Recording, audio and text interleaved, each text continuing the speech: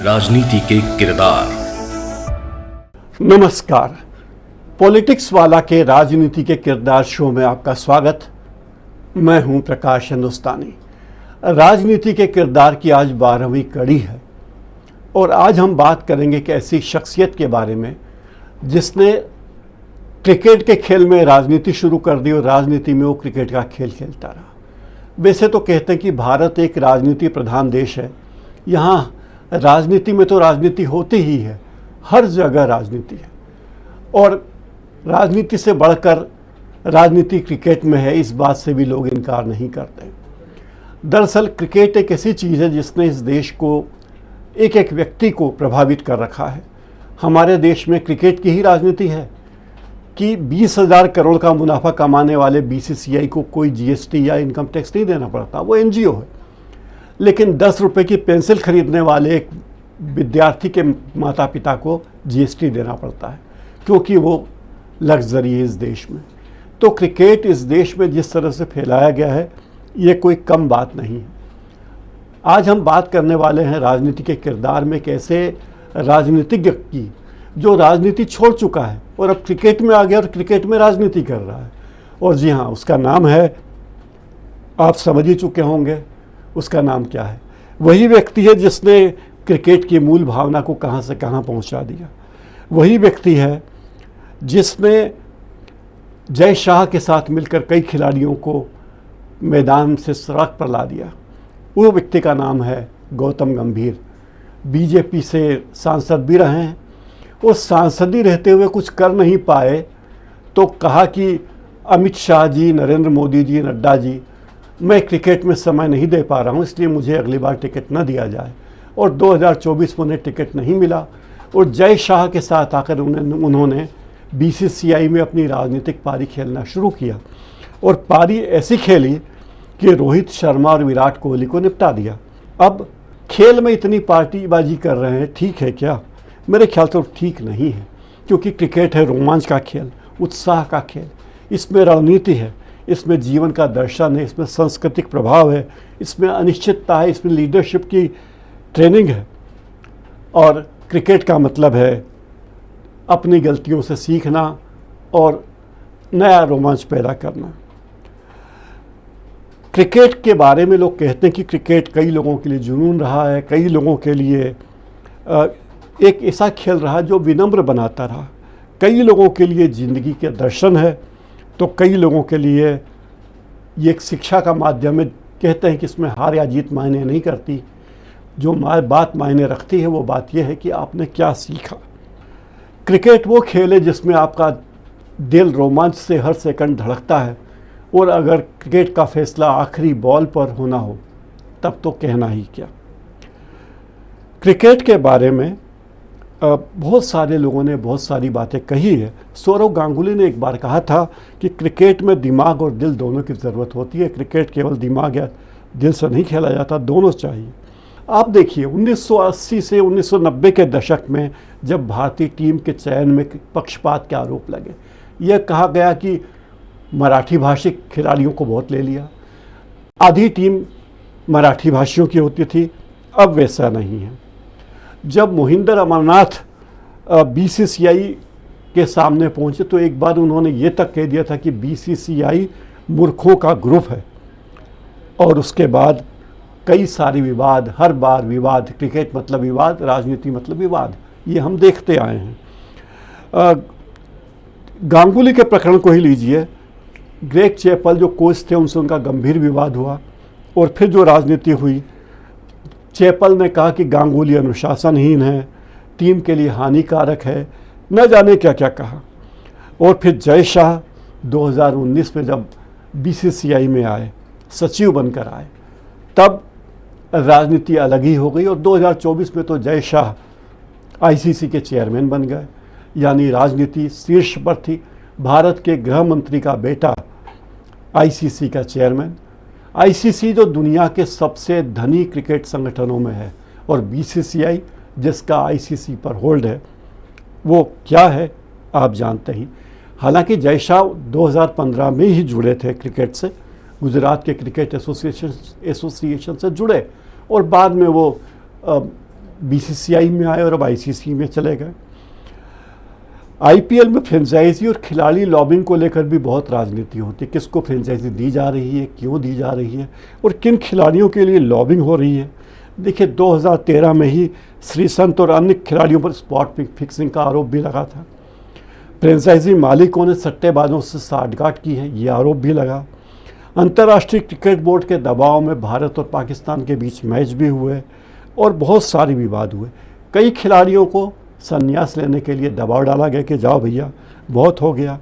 रोहित शर्मा को देखिए, विराट कोहली को देखिए, रविंद्रन चंद्रन जैसे सीनियर खिलाड़ियों को देखिए, वो कहाँ थे और राजनीति ने उन्हें कहाँ पहुँचा दिया और इन सब के पीछे कौन है जो उन्हें बाध्य करता है। जैसे रोहित शर्मा को रिटायरमेंट के लिए बाध्य किया गया। 2024 में T20 विश्व कप में अंतर्राष्ट्रीय क्रिकेट से उन्होंने संन्यास ले लिया। 2025 में टेस्ट क्रिकेट से भी संन्यास की घोषणा की, यानी अब वो सक्रिय क्रिकेट में नहीं नजर आएंगे। इसी तरह विराट कोहली 2025 में टेस्ट क्रिकेट से संन्यास लेने की घोषणा कर दी। टाइम्स ऑफ इंडिया में एक रिपोर्ट छपी थी जिसके मुताबिक बीसीसीआई से टेस्ट कप्तानी की मांग की थी उन्होंने, लेकिन उन्हें कहा गया कि वो युवा खिलाड़ी चाहिए, आप युवा नहीं हैं, यानी विराट कोहली युवा नहीं हैं, तो शुभमन गिल को प्राथमिकता दी गई। ऐसे ही रविंद्रन अश्विन की बात भी लीजिए, 2025 में उन्होंने टेस्ट क्रिकेट से संन्यास ले लिया। कहा गया कि अश्विन को समर्थन नहीं मिला था, इसलिए उन्हें संन्यास लेने के लिए मजबूर किया गया। हालांकि अश्विन ने कहा कि मैंने व्यक्तिगत कारणों से संन्यास लिया है। क्या करते? हार्दिक पांड्या, गंभीर के कोच बनने के बाद पांड्या को T20 की कप्तानी से हटा दिया गया और सूर्य कुमार यादव को कप्तान बनाया गया। कुछ लोग इसे गंभीर का सीनियर खिलाड़ियों के खिलाफ निर्णय मानते हैं कि गौतम गंभीर बहुत गंभीरता से कूट तरीके से षड्यंत्र रचते हैं और लोग कहते हैं कि भारतीय क्रिकेट का सबसे बड़ा षड्यंत्रकारी आज की तारीख में कोई है तो वो गौतम गंभीर नामक खिलाड़ी है, जो बीजेपी की राजनीति से आया है और वो बीजेपी की राजनीति क्रिकेट के क्षेत्र में डाल देना चाहता है। विवादास्पद बयान बहुत सारे रहे। गंभीर का इतिहास भी कोई कम विवादों से नहीं है। कोहली और गंभीर के बीच आप देखिए 2013 और उसके बाद कैसी कैसी बहसें होती रही, उनके रिश्तों को तनावपूर्ण बना गया। धोनी के साथ भी उनको कई बार जीत का श्रेय दिया गया, जिस पर भी विवाद है। युवराज सिंह जैसे खिलाड़ियों को ज़्यादा सम्मान मिलना था लोग कहते हैं, लेकिन वो सम्मान नहीं मिला। कुछ लोग कहते हैं कि ये धोनी के खिलाफ एक व्यक्तिगत साजिश थी, वो जिसके शिकार हुए। 2024 में जब भारतीय टीम का मुख्य कोच बनने के बाद गौतम गंभीर ने कुछ बड़े निर्णय किए, जैसे सूर्य कुमार यादव को T20 का कप्तान बना दिया, शुभमन गिल को उप कप्तान बना दिया और कुछ ऐसे दावे किए कि सीनियर खिलाड़ियों को हाशिए पर धकेलने की उनकी कोशिश रही। इसका एक और पहलू वो ये कहते कि मैं युवा खिलाड़ियों को आगे लाना चाहता हूँ, लेकिन युवा खिलाड़ियों को आगे लाने के लिए सीनियर और लोकप्रिय खिलाड़ियों को एक तरफ करना कोई बुद्धिमानी नहीं कही जाती। लोग कहते हैं कि गौतम गंभीर के जय शाह से बड़े नज़दीकी रिश्ते हैं, चूँकि वो बीजेपी में सांसद थे। जय शाह के पिता अमित शाह से उनकी करीबी थी और एक क्रिकेट स्टार होने के नाते उन्हें मौका मिला कि वो कैसे राजनीति में आए, तो गौतम गंभीर एक ट्रंप का इक्का, ये डोनाल्ड ट्रंप नहीं, ताश के ट्रंप का इक्का साबित हुए और उन्होंने आतिशी को बड़े अच्छे तरीके से हराया। कई लोगों की शिकायत है कि गौतम गंभीर बहुत ही घाघ दुष्ट प्रवृत्ति के खिलाड़ी हैं और टीम में एकता रखने के बजाय वो अपने हित अहित पर ज़्यादा ध्यान देते हैं। उनकी राजनीति 140 करोड़ क्रिकेट प्रेमियों के लिए काम करते हैं, ऐसा वो कहते हैं। और वे कहते हैं कि हमारी कोचिंग टीम इंडिया पर है, हमारी फोकस टीम इंडिया पर है। वो खुद 2003 से 2016 तक मशहूर खिलाड़ी रहे और हर तरीके के प्रारूप में खेले। वो खेलने में अच्छे खिलाड़ी रहे, इसमें कोई दो मत नहीं। 2007 में T20 विश्व कप में उन्होंने पाकिस्तान के खिलाफ 54 गेंदों पर 75 रन बनाए और भारत की जीत में बड़ी भूमिका निभाई। ये मैं नहीं कहना चाहता कि गौतम गंभीर अच्छे खिलाड़ी नहीं हैं।